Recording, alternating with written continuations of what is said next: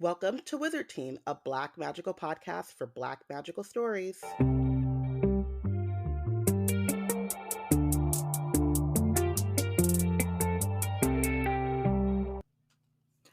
Hi everyone, it's Bayana, Robyn, and Porshèa embarking on a journey through the many fantasy stories written by and about Black people. Currently, we're reading Amari and the Night Brothers by B.B. Alston, and today we're discussing Chapter 13. Previously on Wizard Team. What did we talk about last time? Definitely the fact that Amari and Elsie have become strategists. Elsie may have always been a strategist. However, Amari's trying to get like Elsie and realizing that she already does kind of have those skills. She just hasn't gotten to the whole labeling and writing thing yet. So we'll see how that goes as they launch their efforts to officially find Quentin by one, making plans, and two, finding out what they can to get them on the right path to find Quentin.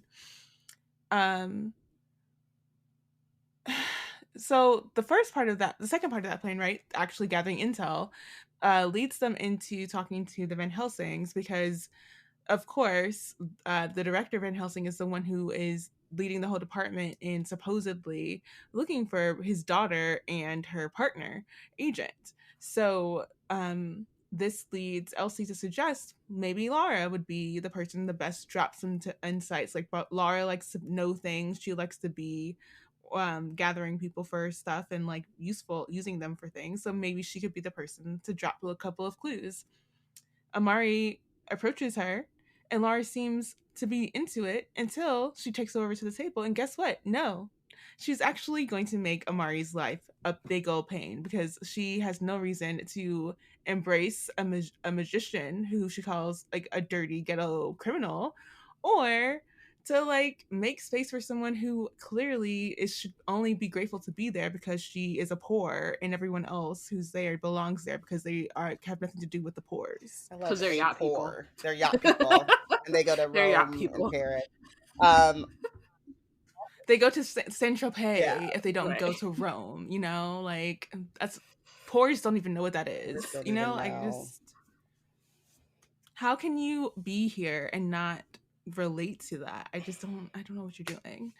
And then whenever she finally is able to get some information, it's the barest of things from, of all places, Dylan Van Helsing, who seems to be slightly more willing to give Amari's whole plan to learn about Quentin some thought, as she asked him to see if he would be down with her and Elsie's investigation.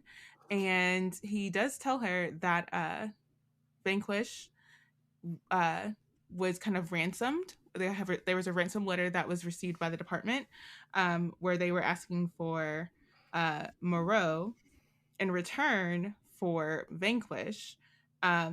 And this is all being bartered by a mysterious apprentice that happens to possibly also be a magician. But of course, learning anything, any progress is going to be hindered by the powers that be, especially when the powers that be are willing to wipe your memory and make you live in complete obliviousness just so that they can monitor you. And that person is Director Van Helsing. And once again, he's telling her to watch her back and how she talks to his daughter. And think more than twice about becoming a junior agent because he doesn't think that it's cut out for her. Because again, she is a criminal magician and she doesn't belong here. TLDR, the Van Helsings suck. They're the worst. Real hard, real bad. What did you say last time, Bayana? At least 3/5 of them suck? I think that was Porshèa. Yeah. Oh, okay. I think Porshèa just locked the mother in. Porshèa was like, "Oh, the mom sucks too." Right. She got to be in there too because she's not somebody's got to stop the tomfoolery, and if you're just allowing it, then you're just as bad. Yeah, it's 4/5. 4/5. But Dylan and Maria maybe not, but we'll see. Dylan has shown. Yeah, he's ambiguous right now. Yeah. Okay, so Maria is Quentin. Is kind of the benefit of the doubt because she's Quentin's partner. But we don't know. We don't know. Hey man, I just finished Bloodmarked, and homegirl who was also a Legendborn. But at least the Legend Board knew she wasn't shit. They said, you ain't shit. We ain't telling you nothing. Sorry. Sorry. I'll get over it. I mean, you won't, but it's okay. I'll move past it. I mean, it'll be there for you to pick it back up when the fourth book third book comes out. So there's that. I also just need to know what the hell makes something a cycle. I think it'll be 4 books. Because 4, like a cycle, like a circle. You know? Like a. I feel like you're asking questions that no one's gonna have the answers to until I have no clue. They decide what that contract looks like for that part. Tracy. Because I think she sold 3 books. Okay, fine. That doesn't mean that again. Right. I know. That's why I feel the way I feel about the Amari series. I'm like, the way them contracts roll out. Sometimes. And how I've been like how it seems like they've been doing them for series lately. I'm using Rashani Chokski for an example. Like, I think that she initially had 3 or 4. She ended up with 5, right? Yeah, for Aru Shah. And I'm like, it comes down to them contracts and renegotiations. So I'm not gonna discount how many books are in a series. I'm not gonna count my books before my eggs are hatched. Those contract eggs are hatched. Yeah. Okay. Anything could happen. Anything could happen, but this is not Wither Team reads Legendborn yet. Dun dun dun. We still read the Amari. In case you were wondering who was campaigning for what book. For what book after what series after this one. But yeah, okay, cool. Let's get into Amari. So the next morning is like their first official day as trainees. So they find their uniforms in the closet because once again, this is a magical closet that just gives you what you need, which I honestly love. And it's like you don't actually need to, like, things will be provided for you, and they mean that. Yeah. I hope it's the same thing for the hair shelf. Like, I hope that all the Black girls are getting the. You know what would be even better? So there was a salon that they could all go to, and we were hearing about Amari hopping into the salon every once in a while. That would be perfect, actually. Yeah. So Amari has a gray suit, and then Elsie has a white lab coat. So Amari again is still not like comfortable with being in the spotlight or being like the center of attention. So she sees the Moonstone badge sparkling on the front of her suit and like immediately repins it under the like lapel of her jacket. Because she's like, no way am I walking around with a shimmering look at me badge attached to my jacket. Which is like, I like hate this for her. I understand it. It makes a lot of sense. But every time she does something like that, I'm just like, girl, no, stand in your truth. Like, this is like, you earned this badge. Like, you're so strong and like capable and super mad. You have 100% magic. Like, come on. Try to dim your shine. But I think the thing with that makes it really difficult for me is like, I also have a I don't want to be perceived thing. I mean, same. But I don't know. It's just like this weird duality of being a kid and wanting to fit in and not wanting to, like, you know, stand out in general, especially because she doesn't know anyone or anything really about this world. So it does make a lot of sense. But also the like Black girl magic of it all, like, you the baddest, you the best, and people need to know. And I think but it's also like, oh sorry, I was just gonna say it's also like, I mean, it's like real life. It's like all of these forces telling you that you're like illegal and a criminal and like just inherently bad for whatever reasons, and all the things that make you great are actually what make you bad. Like, all of those things are true to real life as well. So it's like hard to see her internalize that. Yeah. But again, also it's also like, it's a lot of, it's like that, but then it's also just in general, it's weird when people are like, you know what I mean? It's like also on a base level, like you said, like not wanting to be perceived is a real thing. Like it's weird sometimes when people are like looking at you and watching everything you do and like whatever, whether it's for good or bad reasons. So it's like it's complicated, but I just want her to F the haters, I guess. Believe in her own sauce. Yeah. I'm recounting. This is a day that lives in my memory that probably means nothing to my peers, but to me, lives on in my memory because I wrote a story or something for some contest in 7th grade. And I didn't think anything of it. I just did it and was like, I'm not going to think about it. I'm just going to turn it in and see what happens. And wore high waters on a day during assembly where they were announcing the winners. No. And like won 3rd place. And then as I walked from the like bleachers to the like, I could just feel everyone looking at me. And like, I think I heard some like chuckles and I was like, oh no. So I just like, I know what it's like to be like in that age and just being like, you want to be recognized for the stuff that you do, but you also like don't want to be thrust in front of people. Yeah. Especially when you're not confident about like how you feel about yourself at the moment. Now that you're saying that, it also just makes me think in general, like kids are cruel for a lot and of I'll also reasons, note that as a tall girl, like, pants are a problem. Yes, 100%. Like I'm still rolling up certain pairs of jeans because they are not reaching my ankles, so I'm just like gotta roll them up so they're not in that weird like a choice. It's a choice. It wasn't. But yeah, no, like I'm just thinking about like this is like the age and like this is the time where you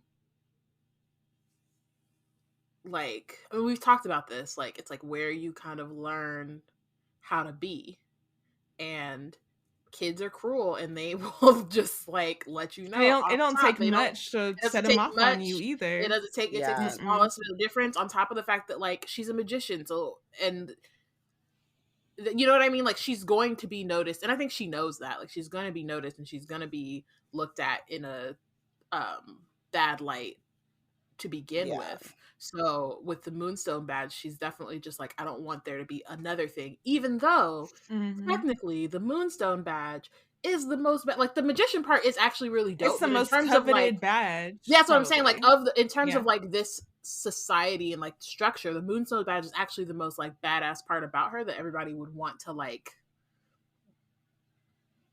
that they would like about her. They jealously wish that they had. Right? Exactly. Kind of like, exactly. Like it's the thing that she would get positive or attention for. Or but not from my positive, because again, they're jealous, then like maybe not. But like then you're gonna come at it salty. Yeah. And she's like trying to prepare herself for that. And it makes sense, but it's also like it's just heartbreaking to read. Like I understand again, I understand it. It makes a lot of sense for the situation that she's in and even like how she's grown up.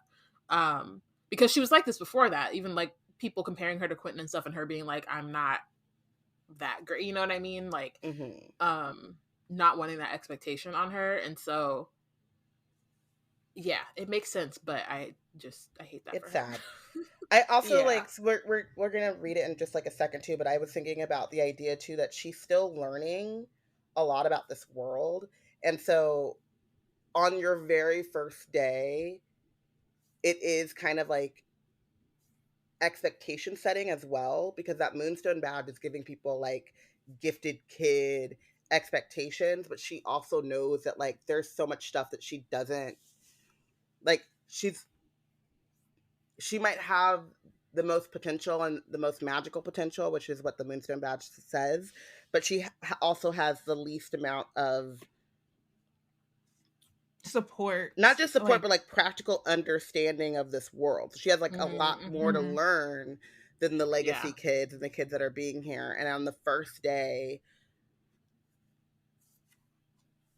there's a higher potential of being, I don't know if you guys always like felt like this. I felt like this a lot in like first days of school or first class of a new semester or whatever. It's like, please don't ask me a question because I don't know what is happening. And like, I'll catch up. And I used to have like faith or the ability of like, once I know what I don't know, I can learn it. and I'll catch up and Yeah. I'll get there. But like that first day of just like, they're going to ask me a question and I'm gonna look like an idiot. Cause like, I don't know what's going on. I think that is also might be a part of it as well, of like, Mm-hmm. it's the first day of training and I got this big shiny moonstone badge and people are going to be looking at what I can do, but I can't do nothing because I didn't even know this place existed a week ago. So Right. there's that part too. Expectation setting. Yeah. Definitely. Not to mention the like star older brother. Like that's the other Right. expectation thing. Star older brothers suck, Amari. Hate them. Speaking from experience. I was gonna say, I think you're the only one who can. As the oldest, the as star older oldest sisters. daughter, Exactly, literally sorry? can't relate. Very sorry. That sounds bad for you. Y'all stink, man. Like, At least I like have empathy, but in my brother's like semi. I have very little for my sister because she really was like. We'll talk about it. Yeah, in my brother's defense, so we had like our like perceived areas. So at least like, yeah, I'm not gonna. I remember they like wanted me to try out for track and do all this stuff, and I was like, I am not Brandon. I'm not running. Right. I'm not fast. Like I'm not like effortlessly athletic. I'm effortfully athletic. Like I gotta work on it. But like I also very much had my sphere of being a nerd and reading and stuff like that. So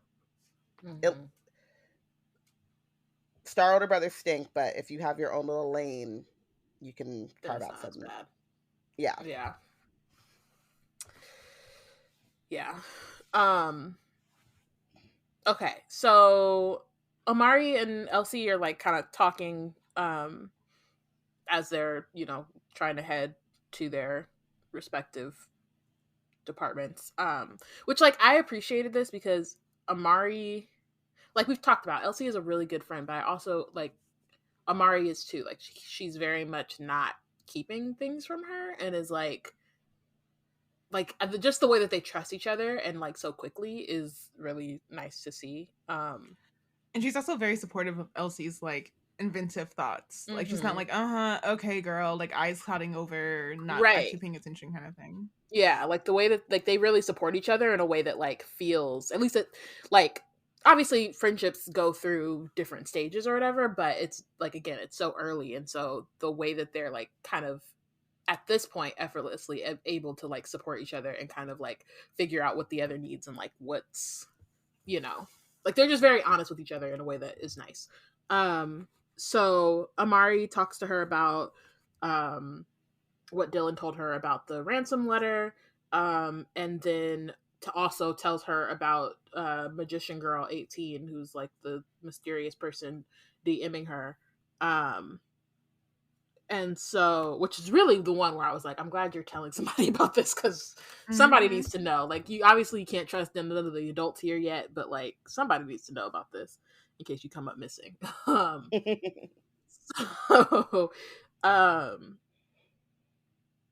So yeah, but Elsie's like, what if she's the same magician the Bureau is looking for? What if she's Moreau's apprentice? And Amari's like, well, why would that magician want to be nice to me? Which, sometimes people do. Like, that's a way to get... radicalize you, my dear. To radicalize you, to use you into doing something that you didn't mean to do. To lure you into a false sense of security before they kidnap your butt. Exactly. There's a lot of different things that they could do. But she's also like, she could also be someone pretending to be a magician just to mess with her. And then she says, she thinks like when Emily Grant and her friends sent her friend requests out of nowhere just so they could post mean things on her page. I'm just like, but also, does the existence of a magician girl 18 give us possible like reasonability to say that there's 17 other magician girls that have usernames? I never thought about that because I immediately went to like I was Packer. I think it was like Green Girl 08, which the green was because Packers and the environment when I was whatever. in sync lover 1-4, you know what I mean? Like there's always, I never thought like, yeah, I never thought it was like a, that's generated. Yeah, magician girl's favorite number is 18, and 18 in numerology might mean something. Pull out some books. For me, I always put 20 for my birthday, but also sometimes I know that like if you can't get, like if you wanted to just be magician girl and then nothing, like it was taken, and they're like, but magician girl 18 is available. You'd be like, well, I guess I'll take magician girl 18. Like, it's so funny. Okay, so then Amari's like, besides Director Van Helsing already thinks I'm a criminal, that message is an excuse he needs to kick me out. So again, a reason why she's not going to the adults with the information about this person who's messaging her. They get into an elevator next to a large group. I'm sorry, but we can move on to, like, as director of special investigations, like, duh, of course you find out that there's a magician with 100% magician power or magicality or whatever they call it. Like, the other magicians are going to want to recruit that person. Get her on your side. This is so stupid. And you know what she wants to lure her in with little tidbits about her brother. Like, what are you doing? So like, dumb. Your freaking prejudice has you so warped that you don't even know how to do your job right. Like, that's how messed up you are right now. Ugh, it's so dumb. Imagine if he were down to, like, what if he were down to, like, catch a predator, and if she gave him that information, he'd be like, yo, sting operation, let's go. Right. But because he's not trustworthy, and he's already threatened to lock her up, kick her out, replace her memories, like, he's not getting vital information. Nope. I think Luna wants me to be too bad. So they get into an elevator with a large group of boys in scuba gear. They're clearly headed to the Department of Undersea Relations. And then there's two girls in safari gear, and they're trying out for the Department of Creature Control. And I just, again, all of these departments sound amazing. And my thing, not that I would want to be in those in particular, like they're not for me, but the fact that they exist is tight. Like, I it will sounds say, cool. I read that and I was like, undersea, whatever, that's Doc Kashana, and then wildlife, whatever. I was like, let Stacey have some magicality, and she'd be over there talking about murder cats, taking them home. She'd be like, the homegirl that kept, like, her tiger kept going missing. Like, that's Stacey.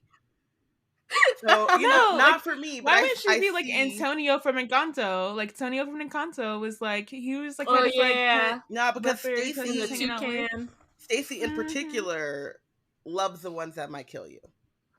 I think it's part of the allure for her. Yeah. But it's like, I just feel like, I just feel like there's a lot for me.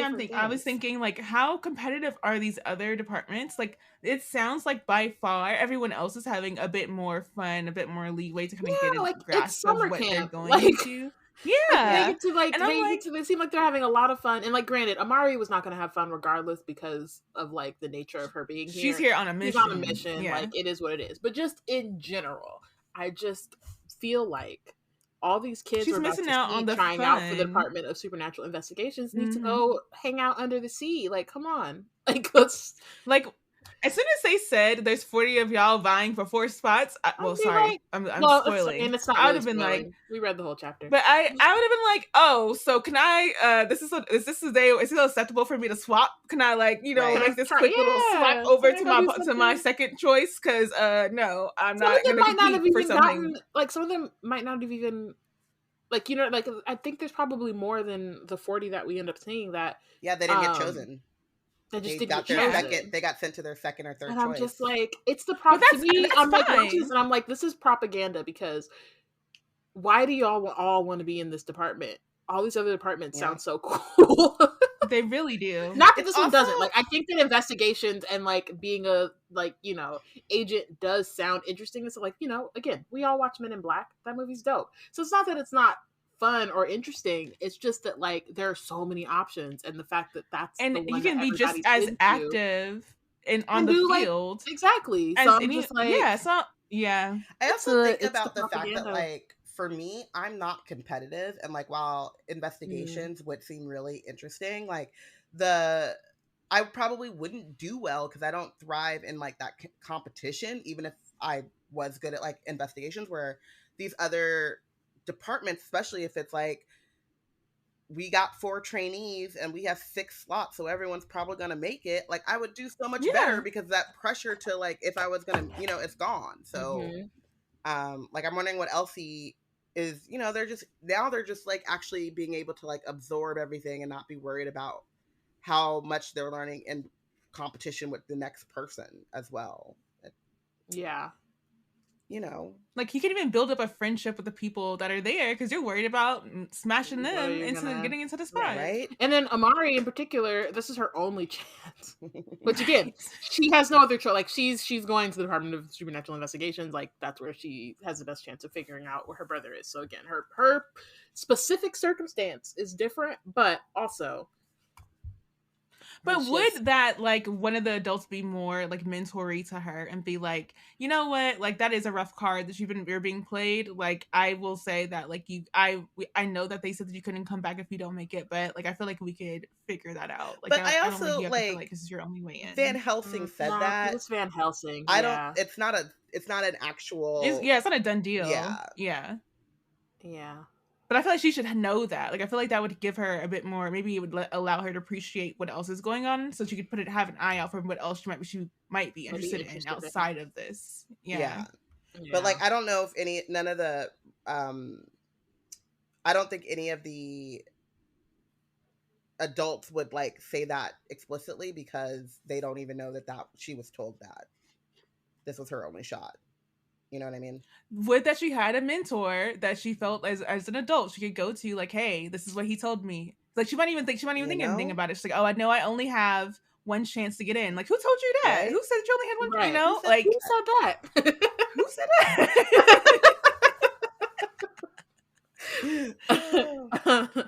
that? Okay, so Amari's getting like nervous, but Elsie's like, don't worry, the first day is just a tour. So there's it's okay. So Elsie ends up going off to her, or no, just kidding. Elsie stays. They get to the Department of Supernatural Investigations first. And it's half full. There's 30 kids in light gray suits, all standing shoulder to shoulder.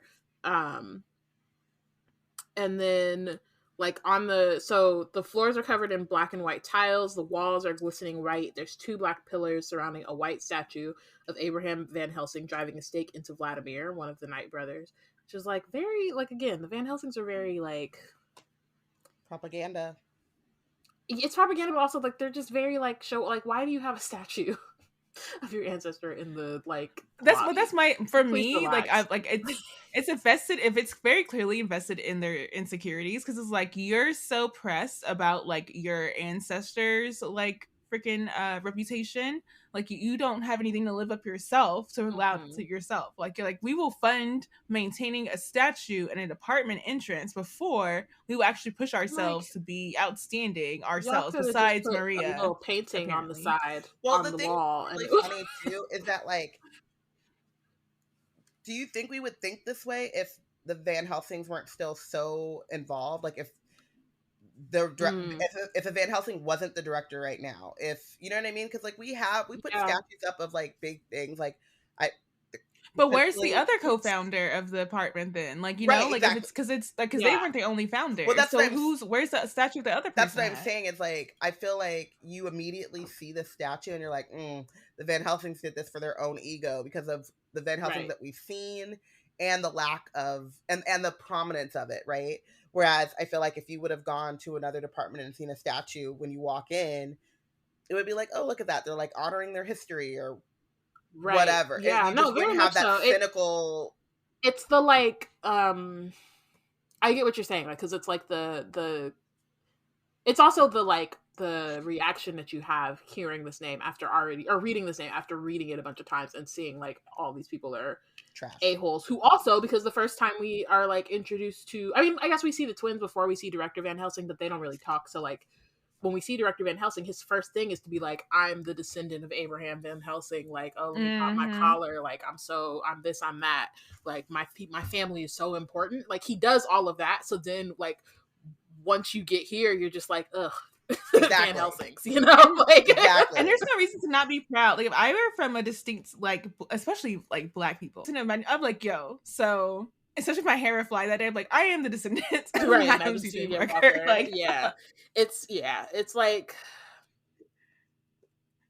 So I understand, and it's also like the institutional part of it too. It's like if like we were in a different department and they had like we were in the Department of Undersea Relations and they had Ariel up on the thing, and then all of the people but then also there's like all her descendants are down there like, yeah, you know, she was the first to come out and deal with deal with like the overseas people, whatever you call them. Like it could just be like it's really like the attitude of the current descendants and the like nepo baby of it all. Like the fact that they're all like, going through there. Van Helsing is the director. All three of his kids are like in this department, or one is in the department, two are vying for spots right now. Like it's just gives you the idea, and the fact that like, and it's like in your face about it. Like they're not even trying to pretend like they earn this spot. Hold on 1 second. Sorry, this dog. But also, I think it's also the fact that Lara made it no like hints. Like she was very, very upfront about the fact that she was like, there are only so many spots, and there's places those are already taken. Like you're not supposed like know your place. It's not like, a tryout.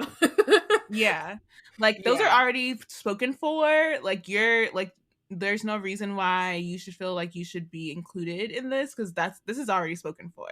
And it's like that being part of how she's thinking when you know that her father is a director. It's like there's a reason why she thinks that way. Like it's not that it's just that she's a spoiled brat and like she's trying to use a tactic against Amari. Like she literally feels that is true. Like that she deserves the spot. The spots are for her and people that she thinks it should be open to. Like she's the one who's going to have the judgment of who should belong and who shouldn't. I also wonder like how many times her dad or her family has been like, you know, when she was thinking, you know, I'm sure they talked about it at the dinner table, like, oh, what should I choose or what should my top 5 be? And I wonder how many times her family's like, don't worry about it. We got you. You know what I mean? Like, but why would she do that? Like, why? Because it sounds like they've never made, like, no one in their family has been like, oh, I want to try out for the Department of Creatures this year. No one's ever gone strayed from the path of like investigations. Yeah, but that's what I'm saying. Like, I wonder about that in terms of like you see this a lot with like colleges, right? Like I'm gonna use Gilmore Girls as an example of like Lorelai having Rory be kind of obsessed with Harvard, and then you find out once you meet her grandparents and stuff like that, a lot of that had to do with the fact that it was like a rebellion against Yale and always being force-fed this thing. So there could be those Van Helsings who feel like, I don't actually care about investigations, or I don't really want to, you know, do that, but they feel so pressured to like follow the path, right? So it's like, how long has she been kind of being groomed and also told that she has nothing to worry about and that spot is hers, right? So like they're walking in like there's 4 slots, but 2 of them already have Van Helsing written in ink, you know? So it just makes you like annoyed with the whole process. Like at least pretend like it's an even playing. Pretending it's not, would mean that we care how other people like and are judging us for this, and we feel like we're the judges we are the ones who set the standards for how people should be working in this space. So why would we care how other people feel? Because they still usually like the pretense and the appearance of meritocracy and that they earned it. But yeah, I feel like Laura's whole conversation last chapter tells us that they care not. Yeah.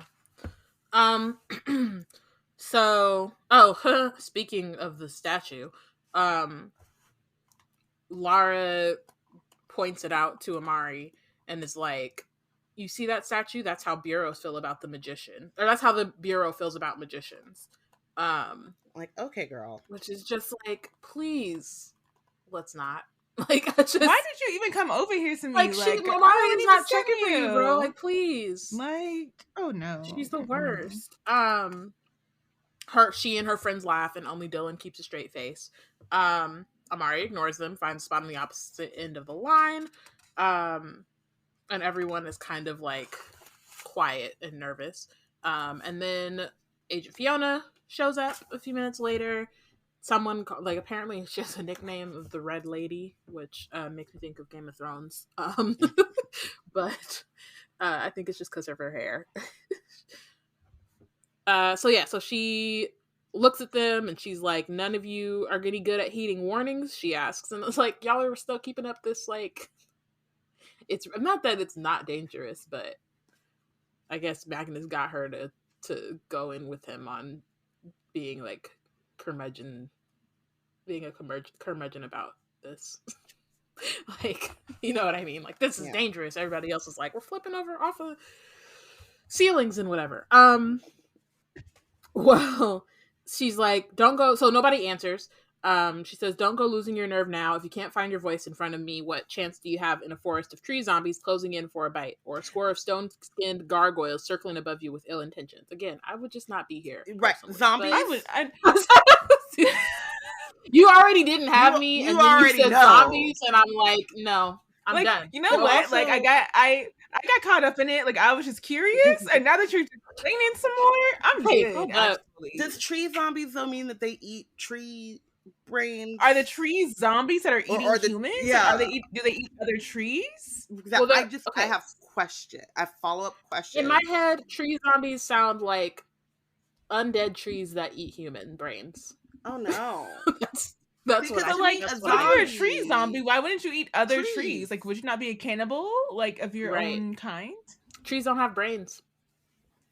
Are we sure? They have roots and they have languages. No, I just mean like in terms of like the meat to eat. Like they don't. They got sap and shit. Sap I don't know. is not brains. Okay, if you say so. It don't matter. It doesn't matter because I'm not there. Same. Wasn't there to begin with. I love that one of the known tangents now for this show is going to be tree zombies. What do they eat? Like, but like, you need to know. No, you don't. Actually, you just need to not be there. You need to not be there. You need to never be in a situation where that's a possibility. You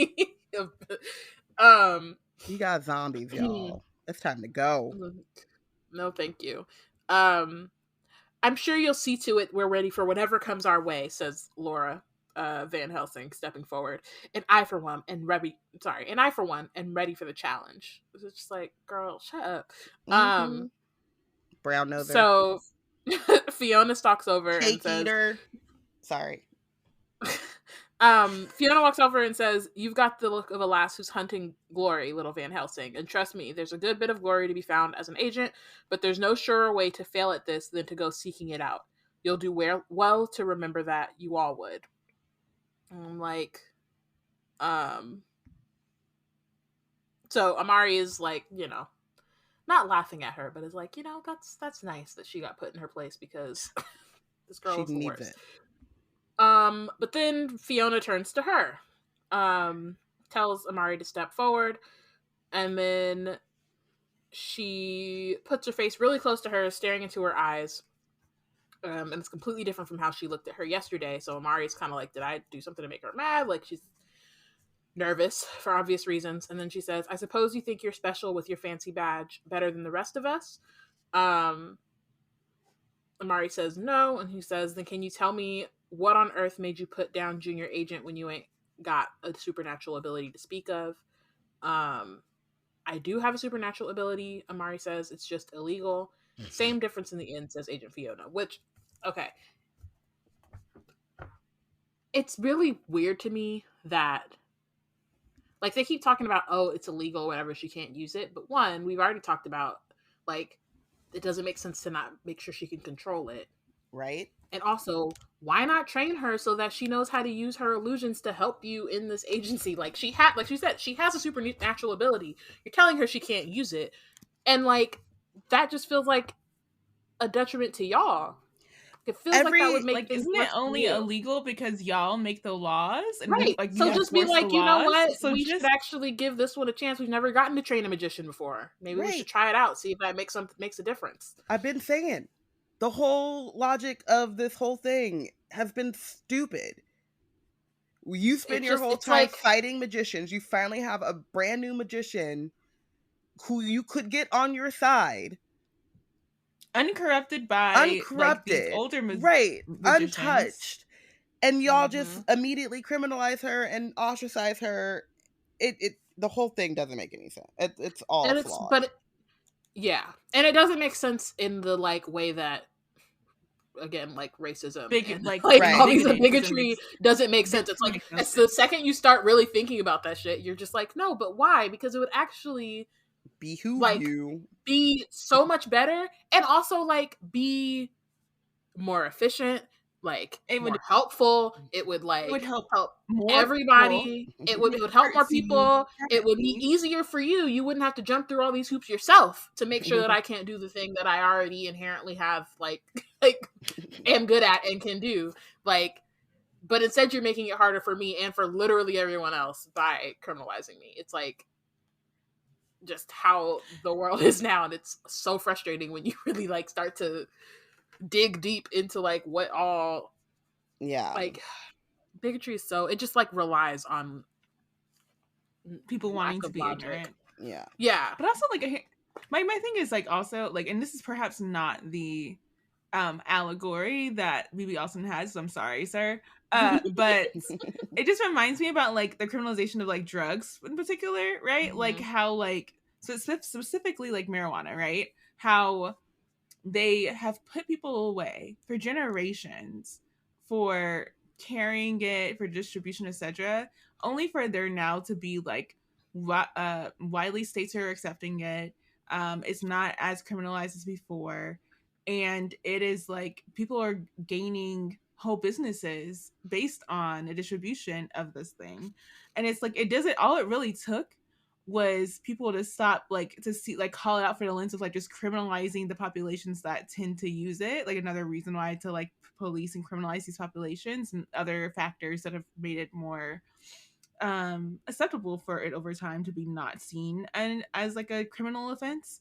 And then people are like, oh, why was that a thing? Like that didn't make any sense. And it's like it, because like it really, like you can literally trace the trajectory of when it started being criminalized for certain populations to now. You can really just the through line, and the through line is bigotry. Like you can really just follow that path. And it's like it's ridiculous because it's like, why do we wait till we're on the other side of a thing before we're just like, call a spade a spade, this is bigotry, like let's not do this. Because they, like the marijuana example, because that's when those they were able to profit off of it. Yeah. And the people but who they're also currently able to profit off of it. No, they're to this day. They're able to like legally the people who are profiting off of the legalization of marijuana are not the people who have spent generations incarcerated. So, not, I don't know how I'm thinking about, but I can't say how this relates completely back to Amari until we get there because it's a spoiler. But that did make me think about the future of the criminality of magicians once we figure out the like scope of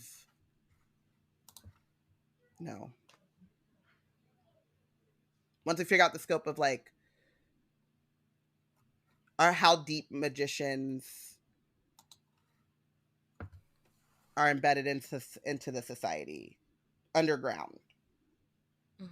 Yeah. Did I get it? Did I do it? I don't know if I did it. The other magician girl 17s. The other 17 17. Yes. So Fiona says, when a werewolf's got you by the throat, you can be sure he won't give you the courtesy of a timeout to let you work out if it's okay to use your illusions or not.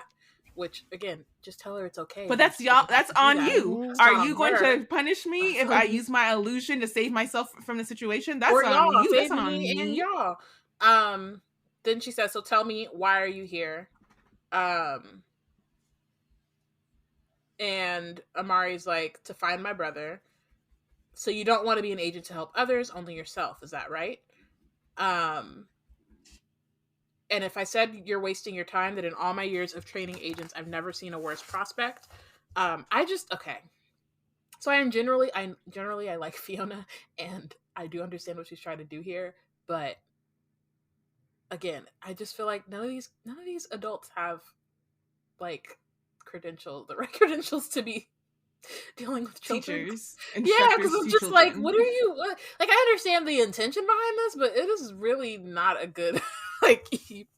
This is neither the place nor the time to be trying to make an example for Amari to make in front of the others. Like, so, you like think it's helping the last her, thing that but she it's needs not. right now. The last thing she needs right now is to be put on the spot. She's already been put on the spot since she walked in. Like, she's not been put on the spot. She's like, always not had a moment spot. where she's clocked it. She's clocked in without trying to be. Like, it's just she's there. So it'd be better if you took her off the spot, but instead, like, we're doing this first. And I also was that's my note. I'm like, I see what she's trying to do, but like, you can't do that without giving Amari a heads up so she's prepared. Like, you see how wholly unprepared she is to like, she's like actually terrified. be in this moment. Yeah. So a few kids snicker. Laura claps a hand over her mouth to keep from laughing out loud. It's the same as always. Somebody looks at me and thinks I'm not good enough. I drop my head. Nothing to say, lass. And then Amari's like, maybe I'm not Quentin, and I bet I could be a decent agent if I decided to be. I'm tired of being underestimated. You're wrong about me. I can be an agent. And then Fiona's like, so you mean to prove me wrong then? And Amari's like, I will prove you wrong. So like, I like that she, like, again, the point was to kind of give her some confidence, but she did it in a way that I felt like we could have got to it in an easier way, maybe. That's so, well, it ain't just me doubting you, says Fiona. They doubt you too. Same goes for she motions to the kids and says, they doubt you too. Same goes for all the higher ups who are so eager to tell me to turn you away. What have you got to say to that? I don't care. I will be an agent. Fiona's expression softens, and she says, keep that wildfire burning inside you and let all of their doubts become kerosene, because you know what I see when Alas is maligned for something she can't help, and yet she still shows up anyway. Courage. And that's what separates the wannabes from the agents in the end. So it's like she got there in the end. She says, only you've got to believe it. Like, you've got to believe in yourself before anyone else will. And so she unclips her Moonstone badge and puts it back, like, in a visible place. And then tells her to go back in line. She decided this is a teaching moment for Amari and the rest of the class, and she's using the example of Laura versus the example of Amari to make the point. But again, let Amari know that you're going to do this so she does not think that you're attacking her, because she's been under attack this whole time. Like, let her not feel like she's under attack by the one person adult that she had a moment of like, oh, maybe this person is gonna like be riding for me a little bit. Mm-hmm. Also, but I think that was my thing. It's like clearly she's trying to make this a teaching moment, and she's like, Laura's presumption of that she knows what an agent needs to be. She's telling everyone what Laura thinks is what makes an agent is not correct. What we need is what Amari's showing with courage, and so everyone here should showcase their courage or whatever. Also, to me, it's like, it reminds me of like coaches, and like there are a lot of like coaches who only know how to like motivate through yelling or through whatever. And you see this with like know a few of those. Any coaches that like coach boys versus coaching girls, and it's like I had a coach who coached football and then decided that they gave him the women's basketball team, and I was like, why are you yelling in my face? Like, please talk to me like a thinking person. Like, the yelling does not motivate me. It doesn't get me. It felt very toxic masculinity in general, where you scream in my face and I'm gonna go, yeah. I'm like, nah, man. Like, that's not a coach motivating. At one of my middle schools threw chairs once, like to the girls' basketball team. Like, it's middle school girls. Why are you throwing chairs? Bobby Knight. Please relax. Said it worked for Bobby Knight with Oh my college God. boys, and it didn't. He got fired. So, Yeah. but anyway, but it's like you have to figure out what motivates the person that you're talking to, and she doesn't know them yet, and like you kind of get a sense like tried and true or whatever. And I think that like again, she can read intentions, but like her intention, like we all said, is like she gets there in the end, and it's a good thing.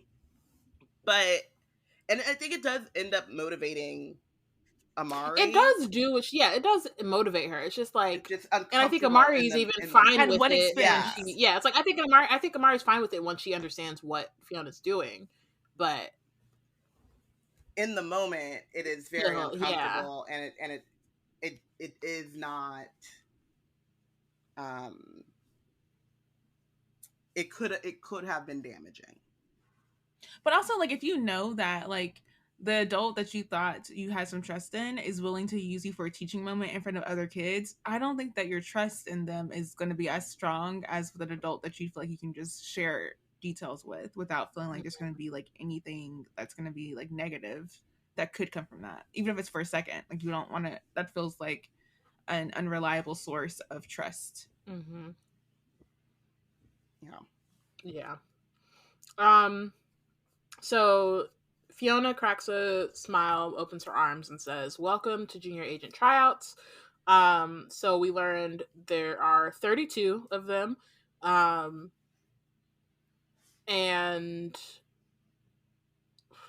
okay, so yes, there's 32 of them. Fiona's in charge of tryouts. There'll be 3 in all. And oh wait, sorry, one thing. Mm-hmm. We learned that her name is Melanie Fiona, which is hilarious because that was it's because it's the singer's name. Singer, an R&B singer from the early 2000s named Melanie Fiona. I was like, why does that name sound so familiar? And then I never looked it up because And I feel like she's Atlanta based, and so I was like, this is very much like not a shout out because it's not the same. I don't think they don't have the same personality, or they don't sound like they look the same either. But like, it's very funny. No, they definitely don't. Like, because Agent Fiona is like, I want to say Irish. Yeah.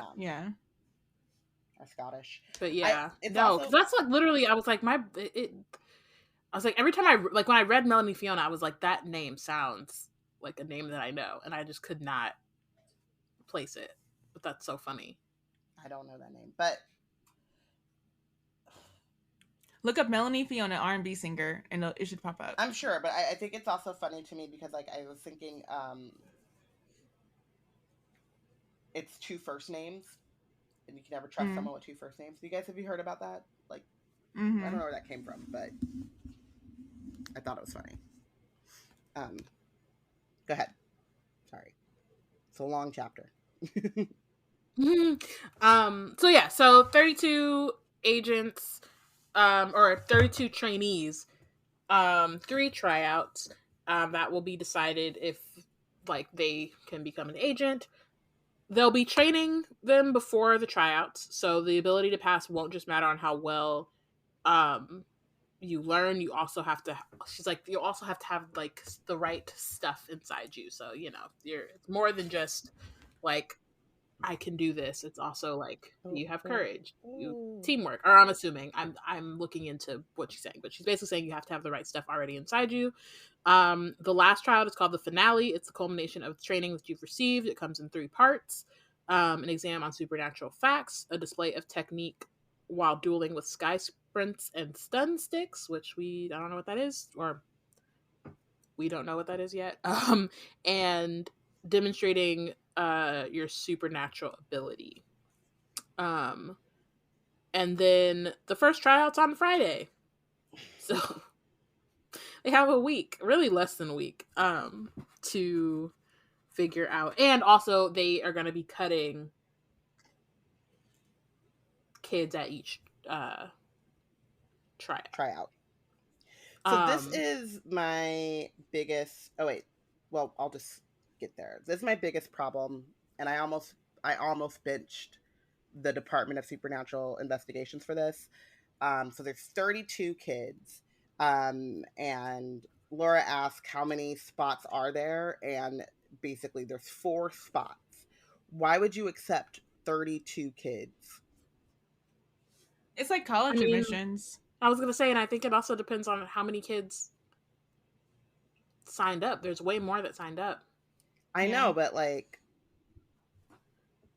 then I'm also like, it's wild because it also means, because like she said, first child is Friday, meaning it'll be a short summer for a lot of you, which means that like a lot of them are gonna be done. It's not like they can, as soon as they fail the first tryout, they can't go to a different department. Switch over to another specialty immediately for the summer, and I mean, they can come back next year, but that's it. It's just bad. Like, I don't know. It's a weird retention policy, and that's possibly based off of the fact that they've let their nepotism legacy stuff get out of hand, and so there's like way more people get an invite to the camp because of who they're related to than have actual potential or like any reason to be in the supernatural world. But you know, their grandmama was the great grand somebody was somebody at one point in time. But it just feels like it feels like a bad way of doing that, like very discouraging for learning and for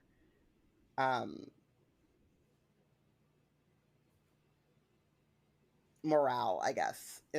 Imagine what it would feel like to get sent home a week after coming, and then like that becomes up something that like even if you come back the next year and you pick a different department and you do really well, like people are still going to be like, it took you 2 years to, you know what I mean? It just feels like an avenue. I don't know if that's true though, because like I know people who like go for your driver's license, like you do your driver's license test like twice or 3 times or something. Like it doesn't, as long as at the end of the day you have your license and you're driving, it doesn't really matter once you get it. Like you're gonna have a lifetime of driving more than you're gonna have a lifetime of like failing the test and having to go back for it. Yeah, but I'm just thinking about the kids like Laura and stuff and how mean kids are. I'm sure that once they become adults and they've gone, you know, they've been in trainees or whatever, it lessens. But I just think about like that formative time period and feeling like it just is unnecessary fodder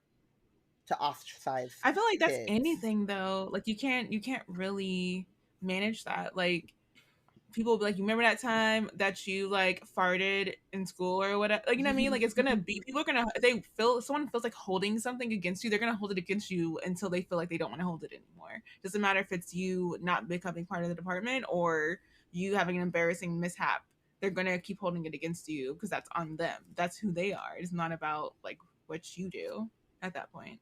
It never really is.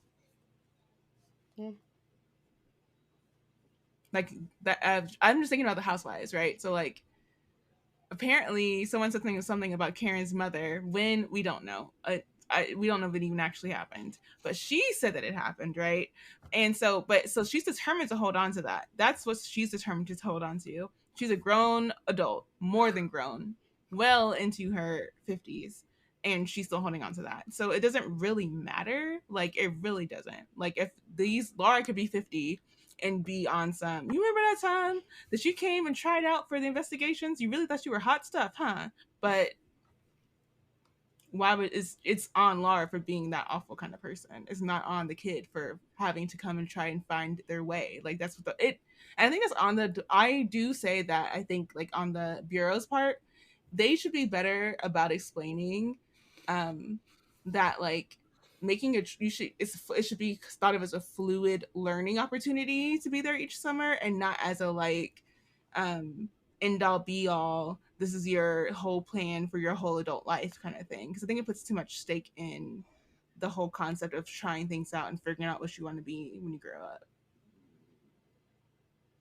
I agree. I just think that like I personally do not think that they should accept that many people to knowing that immediately they're going to reject half. Yeah, no, I don't think it's like morally or ethically right, but I think that like they're not bothered because they're like, it makes our program look popular and we don't care. Yeah, we like that our program that's looks true. Popular. Like they're the most competitive, and so in order to be the most competitive, you have to have a high number of people trying out, and then yeah, low number of output, which Yeah. Exclusivity is like a very big part of this book that I just like. It's forced exclusivity too, or forced elitism. Yeah. Okay, so then we go through, we look at the schedule. So first week, they have the tour, they have a supernatural knowledge exam, intro to sky sprints, supernatural immersion, and then the number of trainees cuts in half, so then it'll be 16. Weeks 2 and 3, they have so then they have 2 weeks before their second tryout where it drops by half again. So it says they have sky sprints and wall running and aerial maneuvers, supernatural immersion, intro to sun sticks, and supernatural knowledge self-study. Week 4, it literally just says 3 question marks. And then the finale, 8 trainees drop to 4 junior agents, and weeks 5 through 8 is the junior agent training. So the tryouts are only the first 4 weeks, and then the last 4 weeks they are actually agents and they're like doing things instead of just like trying out for it. So yeah. I also think that some of the reasoning, but like for this, like this strict schedule of how much people are going to be dropping from 32 to 16, 16 to 8, and then 8 to 4. I think that like they're banking a lot on there being legacy in this department before people to like have come into this with an understanding that this is the process. Like even if they don't know what happens over the 4 weeks of like tryouts, they know that there's going to be there's not a lot of slots typically for this department, so that there's a lot of people who drop out. So their reasoning is that like, well, they know the process, so they signed up for it, kind of thing. But like, if you don't know, if your family hasn't told you that's what the tryout process is, then you're just coming in here like without any foreknowledge that you could drop easily in the first week. Well, I'm also thinking though, if your family is like the Van Helsings and you think it doesn't really matter because of do you know who my father is? You know what I mean? So like, a lot of them come in there feeling pretty entitled to the slots that they want. So, that's what I'm saying. That's probably their reasoning is like, well, they know what they're getting into. Like they've decided their family made the decision to put them forth for this department. So that's what they're going to do. They fall out, but they knew the consequences before they came in here. Yeah. Yeah. Hey there, Ryan Reynolds here. It's a new year, and you know what that means. No, not the diet. Resolutions. A way for us all to try and do a little bit better than we did last year. And my resolution, unlike Big Wireless, is to not be a raging and raise the price of wireless on you every chance I get. Give it a try at mintmobile.com/switch. $45 upfront payment required, equivalent to $15 per month. New customers on first 3-month plan only. Taxes and fees extra. Speed slower above 40 gigabytes on unlimited. See mintmobile.com for details. At Black Nerds Create, we love all things fandom and creation, and we especially love fantasy. That's why we're excited for our newly named Black Magical History Month coming in February. Black Magical History Month is our 6th annual celebration of Black stories, characters, and fans across different fantasy media. Get ready for a month of digital events, challenges, and community turn-ups all across social media. To stay up to date and get more information, go to blacknerdscreate.com. Okay, let's keep going because there's still a lot to cover. So, so now it's time for tour groups. Amari's in the first group along with Dylan Van Helsing. And she's just kind of like, why does he even need to do this? Like, he's probably been here a bunch of times. So they follow Fiona through the department. And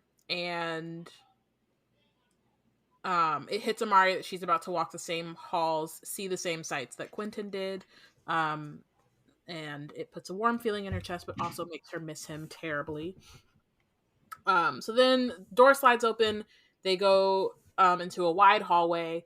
It's a fast-moving river of gray suits, SWAT team gear, and fatigues going in both directions. So there's this main hall. It's in a U, and pretty much Fiona's like, if you get lost, make it back to the main hall, and then you'll be able to like figure out where you are. So they're going. She's like, that's it. They keep going, and Amari's looking at wanted posters, Agent of the Month plaques. Fiona brings her group to a stop when the agents come bustling through a doorway, struggling to control a 10-foot tall furry creature in ripped blue jeans and a green Save the Trees t-shirt. He's saying, "I'm innocent, I swear it was a Sasquatch, not me." And Fiona's like, "Again, Bigfoot? What have you gone and done this time?" So Fiona ends up following the agents who are getting Bigfoot into this room, and then comes out and tells them to come with her. So they're gonna watch this, like,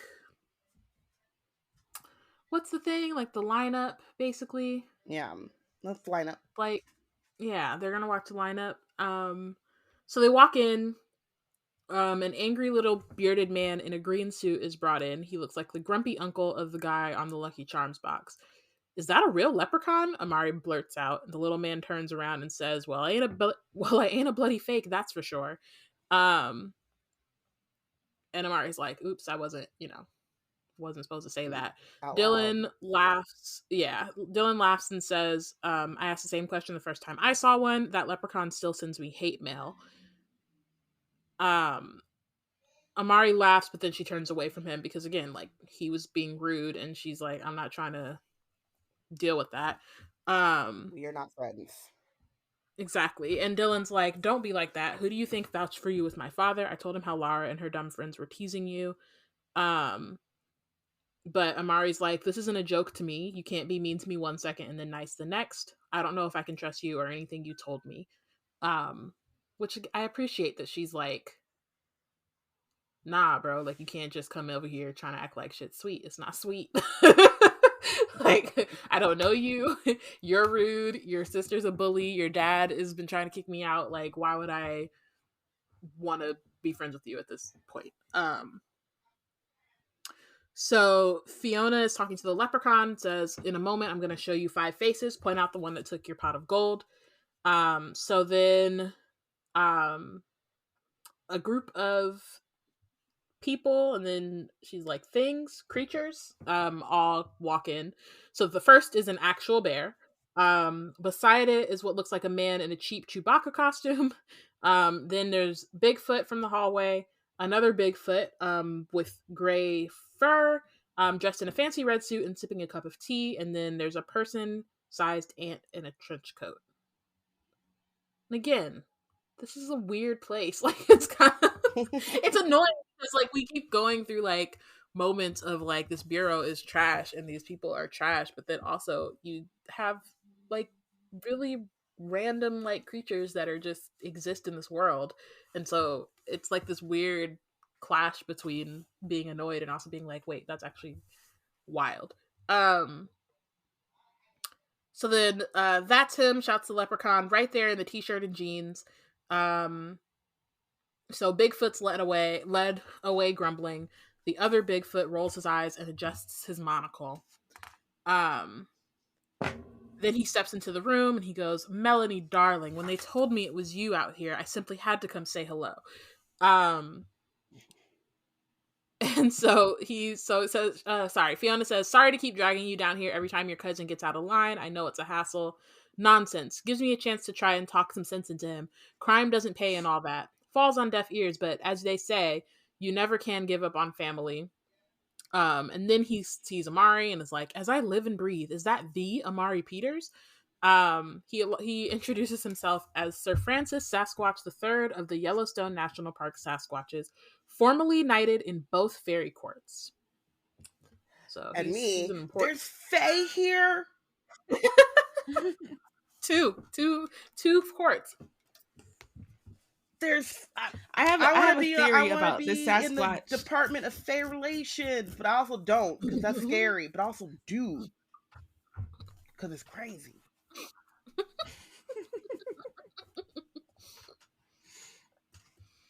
Imagine. I have a theory about this man. I'm gonna wait till we get to the end of the Sasquatch passage, but I have a theory about Sasquatch the Third. So he says, "An absolute pleasure to meet you, sweetheart. You're all anyone's talking about. A magician at the bureau. The gossip practically spills itself."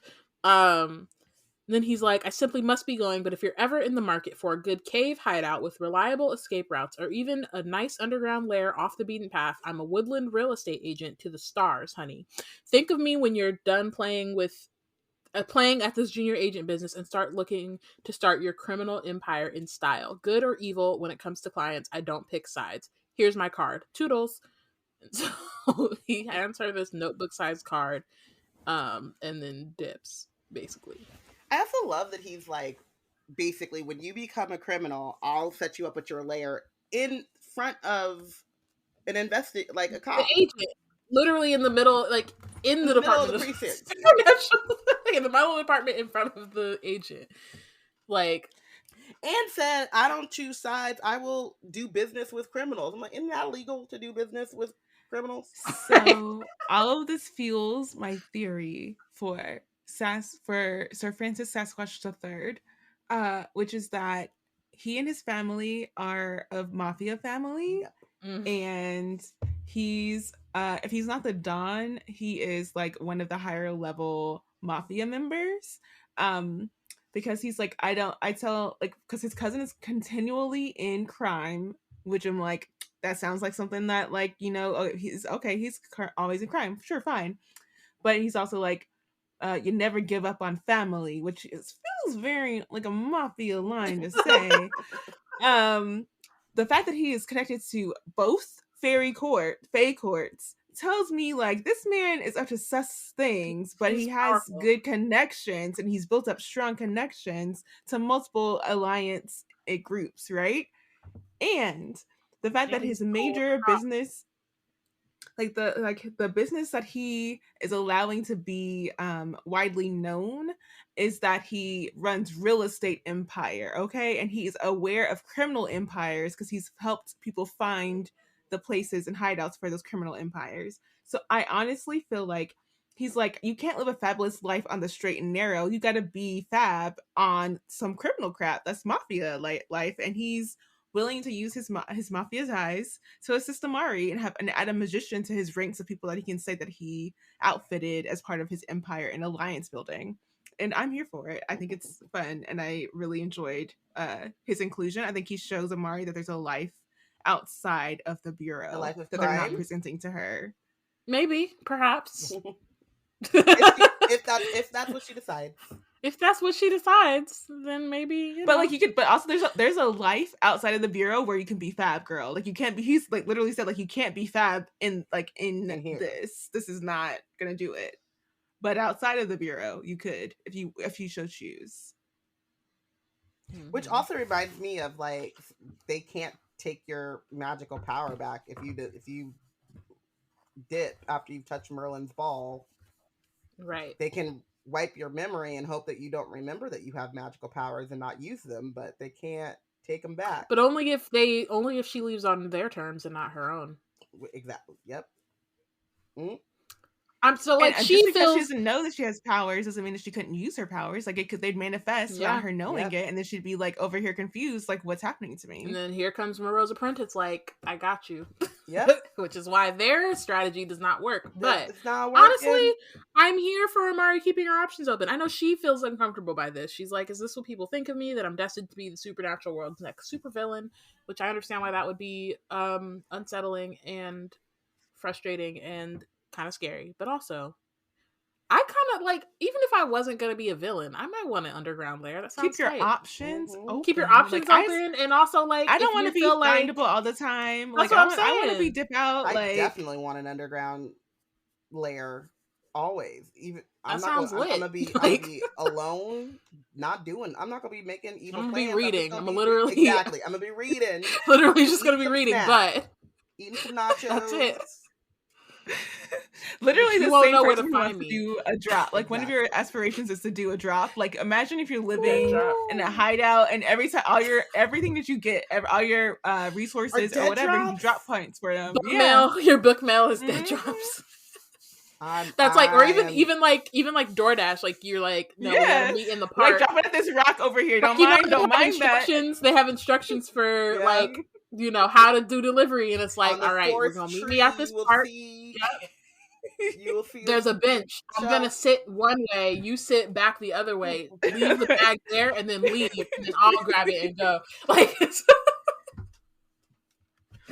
I don't don't know. I feel like Sir Francis is somebody to keep, at least keep her. Keep that card, girl. So like, don't throw it away. Don't rip it up. Keep that card. Keep it.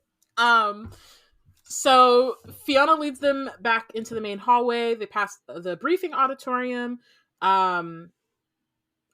the great vault that Agent Fiona says is impenetrable, and then they go into an area that's glassed off with people passing in and out of glass doors. It's the operations bay, which is the central hub where director and assistant director oversee the missions carried out by their agents across the globes. They have outposts on every continent, especially Antarctica, because one of the 7 great beasts, the abominable snowman, has been hibernating there for 3 centuries, and they give him sedatives on a monthly basis to ensure that that continues, because he is not called abominable for nothing. Unethical to just basically keep this thing in a coma. At that point, I'm like, it feels weird. We but I'm like, said they need an ethics department. Yeah, they don't have one.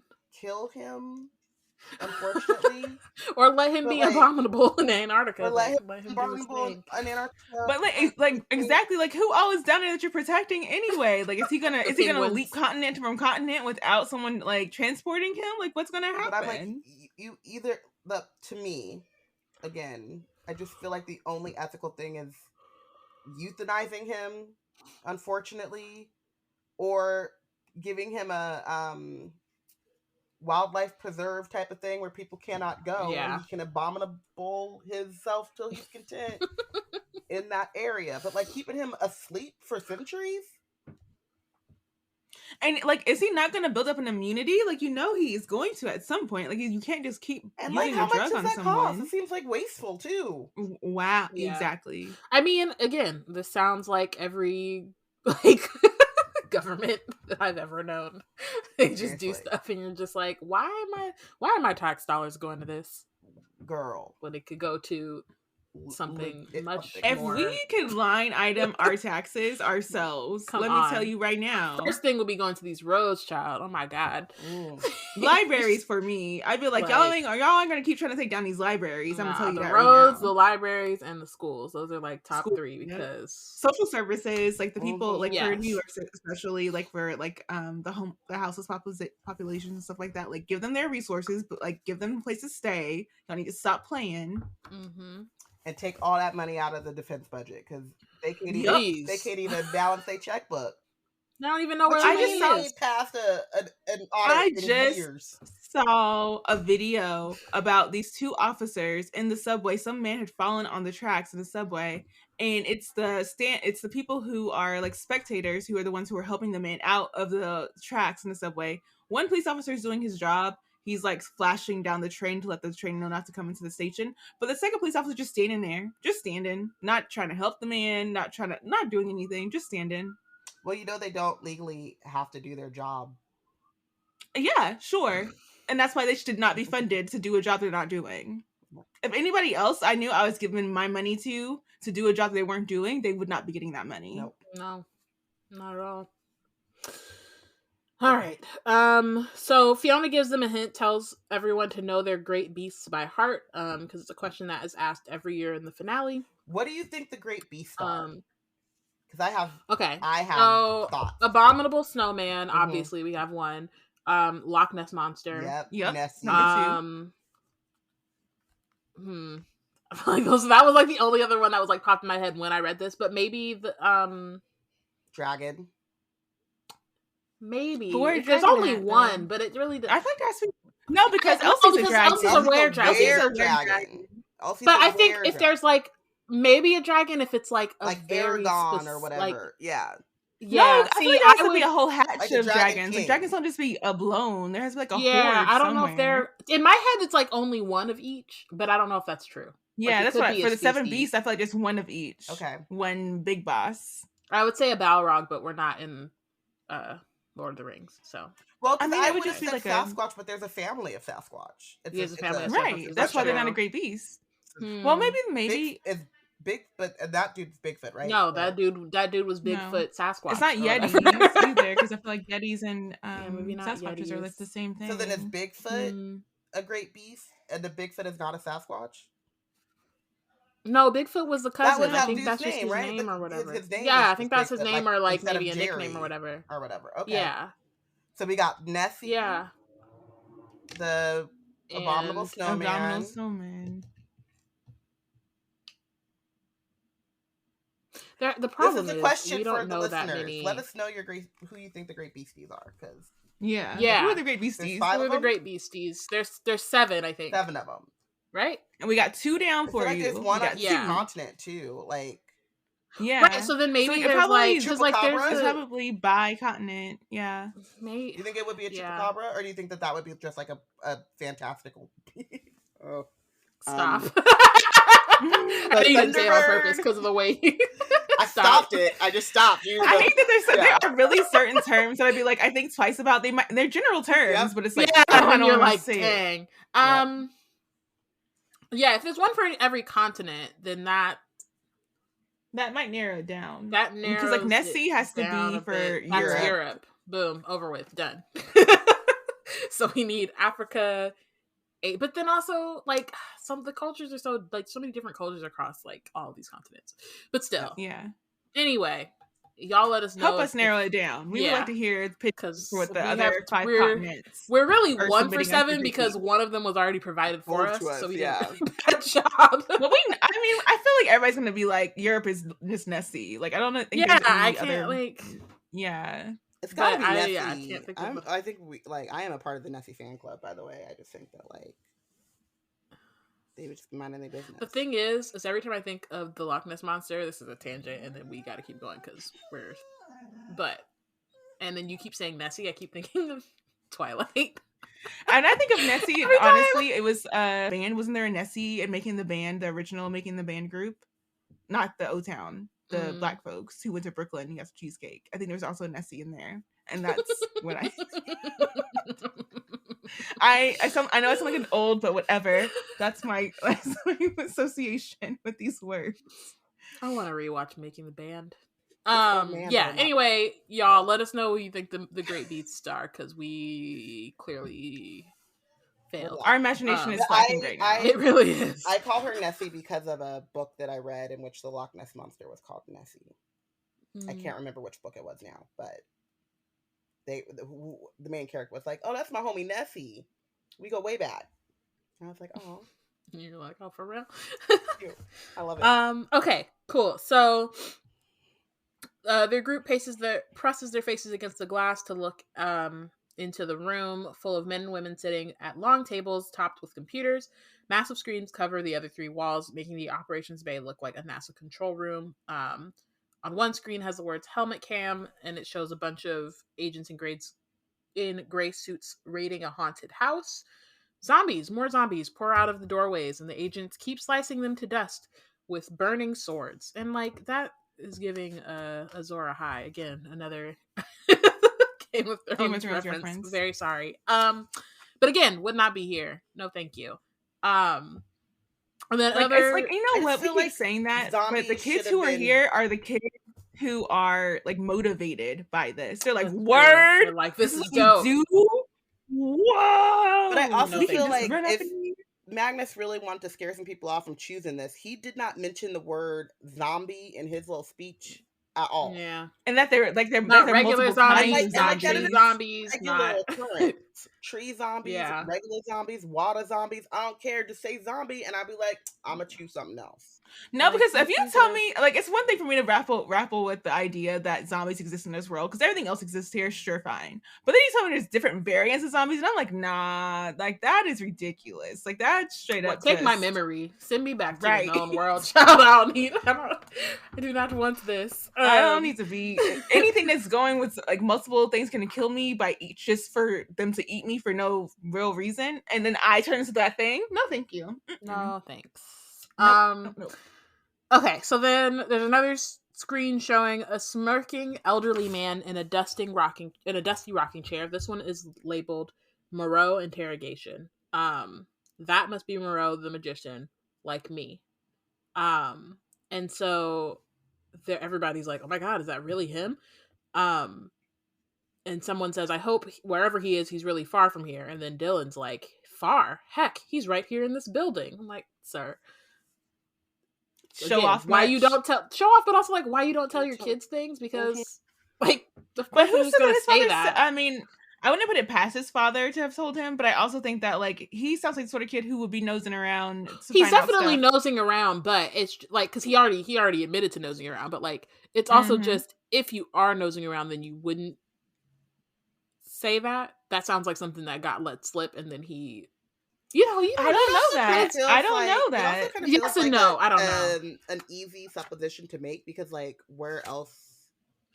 Like this seems like a centralized place, right? Like we still don't understand how many floors underground this thing is.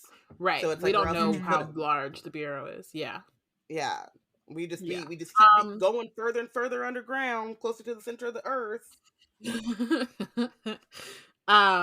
So Fiona's like, that's not for you to go around repeating.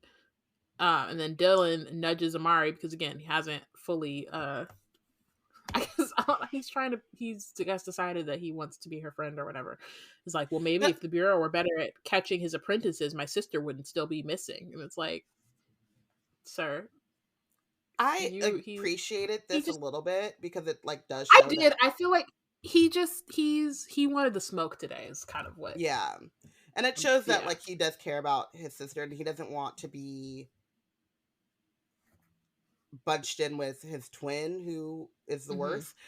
The thing that I don't understand is why would you on this tour let them see the monitors? They like he said it was I guess I don't think that's their thing. I think that's the whole that's a spectacle here. I think that's part of the tour is for them to see the spectacle of the agents in the field. I think that's supposed to be part of it. Like I don't think that's the reason. But on top of the fact that like the idea is they will be working here. I mean, obviously not all of them. Yeah, but only 4 of them. But like if it's classified, I don't think it is. But they don't have the location written on the screen. Dylan dropped the location. It's just a picture, like you know what I mean, like the zombie fighting. It's the video footage, but it's not like it doesn't have on there like Moreau. It has Moreau investigation, not underground at the bureau. You're right, like it doesn't have that on there. My thing is like for Dylan to be who he is. Why does he choose now on the first day that the group is together on a tour to be openly critical of the department? Like what is that about? I think because it's probably his first time being, one, he's separate from his sister. They're in 2 different groups. And 2, it's probably one of his first times being in the department without his dad. So he feels a little bit more like I can say that because I'm criticizing this department, but I'm not criticizing my father in front of his face. That's my thought. So Fiona says, one more word from you, little Van Helsing, and I'll throw you right out of these tryouts. I don't care who your father is. Understood? Dylan folds his arm but stays silent, and Amari peeps that Fiona didn't deny his claim. So she's like, maybe he is telling the truth about what he said about Moreau's apprentice. Which means this is my chance to get some answers. So she says, has Moreau said anything about Quentin and Maria's disappearance? Which is, for me, it's more like, I get what you were saying, Robyn, about like, why bring the kids here? For me, it's like, why bring Amari here specifically to let her see that? Because clearly, if you want her to not like investigate and you want her to stay safe, letting her see that Moreau is here is like, obviously she's going to be asking questions, even though this is a tour and not a moment for questions. But Fiona says these talks are nothing more than a formality. We question him once a week. He refuses to answer. Says the Bureau is the enemy of all magicians. Which is not technically wrong. He's like Moreau, based on what we've heard, is not a good dude. But he is technically right. Like a wrong plot can be twice. It can be right twice a day. And that is one thing that is very clear. So they've been sending agents to interrogate him, but agents are the reason he's locked away. So then Amari's like, could I talk to him? Which I literally, when I read that, I was like, ma'am. Again, not wrong. She's shooting her shot. let you shoot your shot, but also like you're 12, you just got here. What are you gonna ask? Like, what training do you have, man? I just want to know what you got. What you think? What do you think you're gonna get out of this man? He's centuries old. That he is not gonna be prepared to walk around you like 360 at least multiple times, because he really, like, come on. But again, shoot your shot. Do what you got to do. Believe in yourself. She's like, Fiona did just tell her that she needs to believe in herself, so she's learning quickly. She says maybe he'd be willing since I'm also a magician. And Fiona's like, not a chance, Peters. You're on shaky ground as it is. There's no way the higher ups are going to risk you being corrupted by the single most dangerous being on the planet. Which, I feel like y'all are kind of corrupting her too. Like, there are different ways to radicalize a person. Yeah. You're not even helping your own cause. No. But Amari's like, who says I'd be? But then she's interrupted. The hallway darkens. Red lights flash above them. A siren blares. Another junior agent runs up and is like, there's been an attack on one of our outposts. 30 hybrids have overrun the place. Fiona's like, 30? How is that possible? So the director wants all senior and special agents to report to the operations bay immediately. So this is it's a dire time. Things are popping off. So the rest of the tour is canceled. They're taken into a large computer room. But Amari is obviously still thinking about what happened. She's like, just who is this apprentice that has my brother and Maria, and what's going to happen if we don't find them soon? An agent sits at the desk in front of the room and is speaking in the most boring monotone Amari's ever heard, and says, I'm sure the red alert you experienced must have been very disconcerting. We've got the best people looking into it. You're gonna they said they've moved up the supernatural knowledge examination up to today. It's just a diagnostic. Wholly unfair. It's completely unfair. It is only a diagnostic, so it's not like it's gonna be, it's more just to see like where they are instead of like it doesn't have hold any weight for tryouts or whatever. That's what they all say. I was gonna say, but I think they should have just sent them home. Like, yeah, especially if they know that the exam is tomorrow, like then it gives them a little time to brush up. Instead, they're like, nope, just do it now. So yeah. So Amari is like, as much. So the thing is like, because it doesn't count, but it's really like discouraging for Amari because she doesn't know the answers to these questions. Oh, there are 2 great beasts in the Atlantic Ocean. It says here. She does not know the answer to that, but that could be a hint for those of y'all who are going to tell us what these 7 beasts are. 2 of them are in the Atlantic. I think of Nessie's one, right? No, Nessie's she's in a lake. Lock. Oh, she's in a lock. She's in a lake. What about a cyclops? That's not in the ocean, but no, because I think we saw one already and they were chilling. I think we saw more than one. I'm like, there is a hidden world of Atlantis. Is there a known creature that is affiliated with Atlantis? Like an Ursula? Like not merman, because that's like, we know whatever. They just be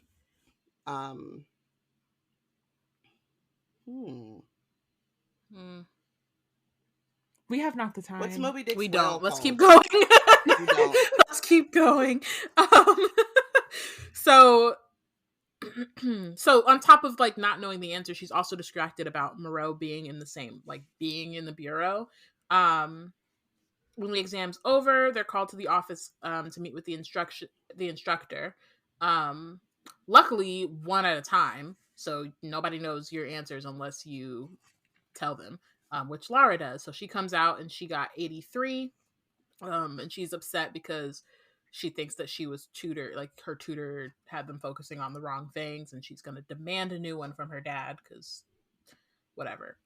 This reminds me, sorry, and I'm going to make this really quick. No, go ahead. You're good. Time, but when I was in school, one of my friends was kind of bragging about like the fact that he had a academic scholarship, but he basically only paid like $20 per semester to go out to this school, out of state, whatever.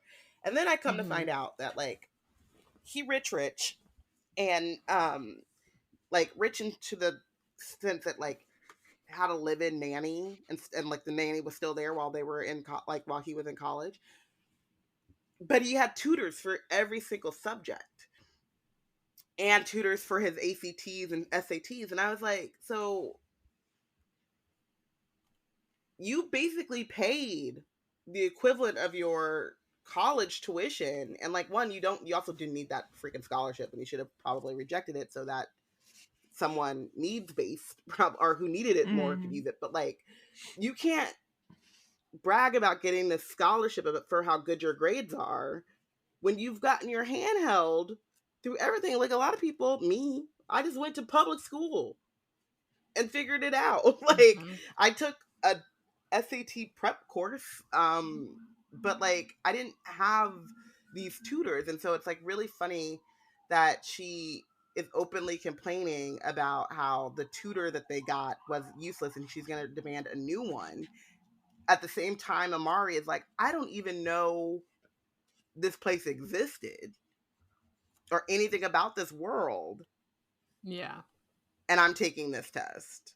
So it's just... Yeah, the system is very much built to keep outsiders defeated, like from able to like achieve very much. But for me, the standout thing from Laura is that they keep saying this test doesn't mean anything, but Laura's demanding another one. So she knows something. Well, she's demanding a tutor. She's not demanding another one. She's demanding a new tutor. Yeah. She's just like, I'm not like... She's not a B person. She's not or whatever. But also the fact but that I'm like... saying though, if Laura is saying that tutor, the 83 is not big, it's not good enough for this exam that's supposed to mean nothing again. Well, I think it's also like it's a baseline, so it's to know what you know. And it's like, if I took this test again, they have the actual test. I know what it is for. I'm just saying that the fact that Laura is like, they're saying that the test means nothing in the grand scale, but I'm like, you're not right. Like, you're gonna, if Amari has the lowest score and that score is like 26, the way that the course is being taught is going to reflect like the whole group average, and Amari's score will bring down whatever the score range is or whatever. So it's like, I will know if I feel like the child who has been left behind, because how it doesn't like it matters going forward. It doesn't count towards their like. It's more that it doesn't count, not that it doesn't matter. Yeah, like it doesn't count towards their whether or not scores, a trainee or not. But it does matter in terms of like it definitely is affecting all of these kids. So Amari's called in. She got 4 out of 100. And likely due to some guesses. The instructor is like, this just means you'll need to devote a good bit of your time studying in order to perform well during the exam section of the finale. She says you've got quite an uphill battle, especially given your supernatural ability situation. But then she writes her a list of books to check out in the library. She doesn't have a lot of time to study, especially when she's also supposed to be looking for Quentin. But like, I did appreciate that this instructor didn't just look at the thing, be like, hate to see it, and send her on her way. You know what I mean? Like she was like, really okay, here are some things you can look through. Instructor that we've seen, for Amari,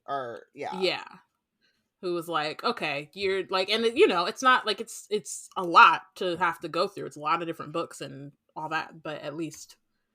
And a short somebody's giving her some kind of direction, like a starting point. Yeah. So she leaves the office and her phone buzzes. And here comes Magician Girl, 18 again, saying, "Bummer on failing the test. Wouldn't you rather be learning the truth about magicians, about Moreau?" Amari spins around, searching through the classroom. Not a single person is on their phone right now.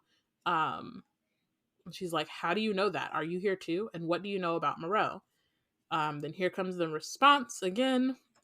First, you have to prove you can keep a secret. Don't tell anyone about my offer, and I'll contact you when the time is right. This is sus. You are being recruited. Trust this magician girl. Not to, you know, magically profile, but This is But suspicious. to magically profile, you were being recruited. You're being yeah. Radicalized in front of our very, or Yeah. attempting to be radicalized in front of our very eyes. I hate it here. But like, you didn't tell anyone your score, so how did they know it? There's somebody who's up in the somebody system. is up to something. It was already says that they knew your profile is Mhm. available before you. It's not even public. It's a private profile that no one knows that you have besides Elsie. But they also know your test score without any, like, they have to know how to like look at the system, because how else would they know? They are Yep. also a magician, though. All right. Real MVP. I made Amari my MVP. I think that like she handled this, you know, just even more and more and more input and information, and she continues to handle it like a pro and like keeps her wits about her and stands up for herself. And even though she only got a 4 on her test, she did that on her own. And yeah. Yeah. I also made Amari my MVP. Also just for like having the like not giving up on herself. Like obviously she's dealing with a lot of like confidence issues and a lot of people telling her that she can't do this, like she can't succeed, she can't find Quentin, like all these different things, but she is continuing to, you know, keep going, and I love that for her. Well, my MVP was Sir Francis Sasquatch III, because I appreciate how he came into this whole like straight, and I appreciate anyone who can straighten the face of someone else who is like got like their whole thing going on, and it's being like, yeah, so Criminal Empire, any needs that you have, like right here, I'm in front of the law enforcement agency that would come squash any of this down. I don't care. I'm going to tell you right now, I have reliable escape routes available. I know hidden underground layers and hideouts. Like, I can keep you covered. I am the person who can help you make that happen. I'm like, I like the guts of Sir Francis, and I feel like Amari needs all the, and as a reader, it was refreshing too to like see that there's a world outside of like the whole concept that the bureau is your connection to this like magical world that you don't see unless you have like access to it. I really like the idea that you can be part of this world without having to like be part of the institution that like governs like how people are supposed to do on the up and up path. Like there are so many different ways to be part of it.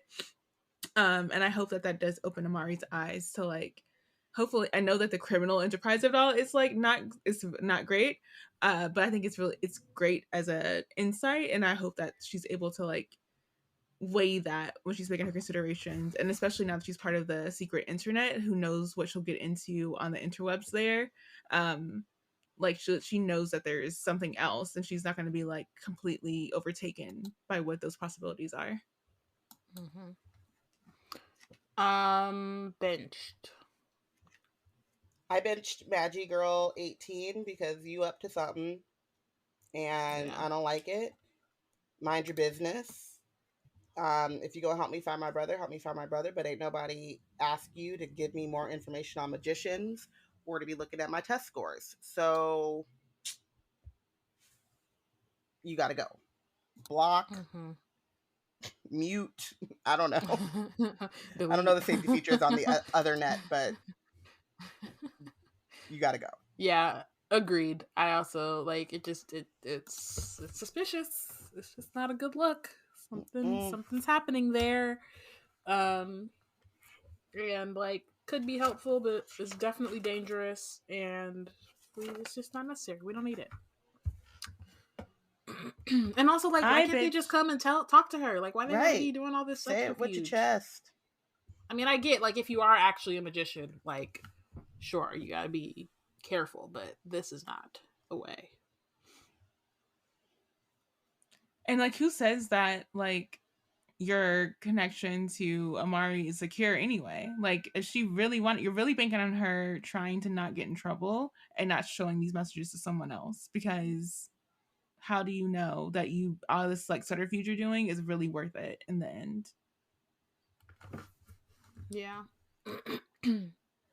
Talking about subterfuge, someone who has none at all is director Van Helsing, who I benched for really putting Amari in a place where she feels like she has no other options and she has no actual real supports. And the fact that like she, like, even in the group of trainees that she's in, when the whole conversation is happening with Agent Fiona, like a few kids look like supportingly at her, but for the most part, like Laura and the whole world's kind of view on like magicians.